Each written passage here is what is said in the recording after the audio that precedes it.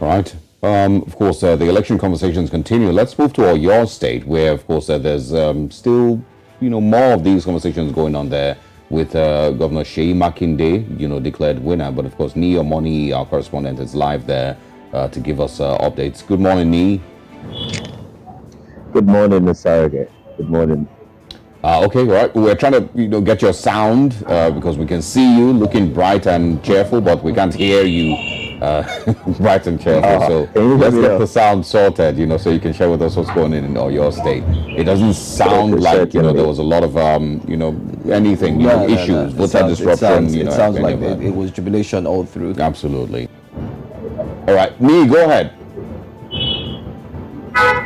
Okay, thank you for having me on the breakfast show. Well, let me serve you the breakfast we have here, because the breakfast here in Oyo State is that people are cheerful, people are happy, people, as they said, according to the mantra of the new governor, Omoniyi, which means fresh water. They have been served fresh water and they want to use it for as long as they can. Of course, they have a subscription of the next 4 years to use the fresh water according to how the way they desire. And it's cool and it's good.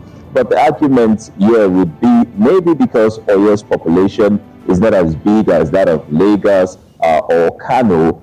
Maybe that's why the man has been able to do so much during his last 4 years. The man I'm speaking of is Seyi Makinde, who has been re-elected the governor of Oyo State. But we have other states also that don't have that much numbers and they've not done so much. And there will be the argument of there were governors even before this time, and they've not done so much as people claim he has done as well. So for the people of Oyo State here, it's a cheerful environment. Everyone is happy. I think the word I'm looking for is satisfied. Everyone looks satisfied with the election result.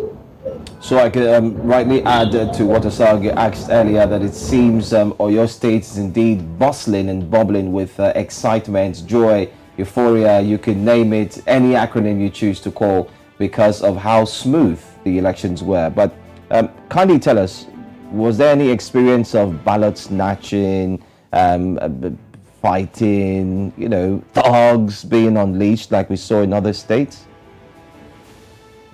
I'll let the record speak for itself, because we have about 33 local governments in Oyo State. And of those 33 local governments, when the results were being announced, only about 3 to 2 polling units were where their polls were actually cancelled because of disruptions and violence. And that's to tell you that just 3 polling units out of one local government, of the all 33 local governments.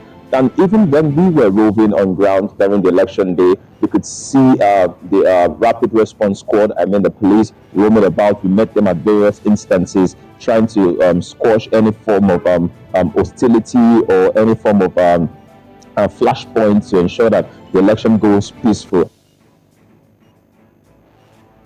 They were their own security at some point. In places where security personnel were not much or were not even present, they were their own security. They ensured that everything went smoothly. At a particular polling unit we got to, where street urchins were trying to cause a little bit chaos, throw stones at the electorate themselves came in, even before the police came in. Calm down. We even see that even in some parts of some polling units, these street urchins, as we will call them, were the one actually protecting some of this polling unit and saying, you know what, we must vote and this vote must be peaceful. And that goes a long way to say that who they wanted, because what I noticed from the young people is they know who they wanted to vote for and they were set and ready to do just that. And so they weren't ready for any form of violence or cancellation or whatsoever. They just wanted a peaceful election. So Oyo State generally was peaceful. Elections were peaceful.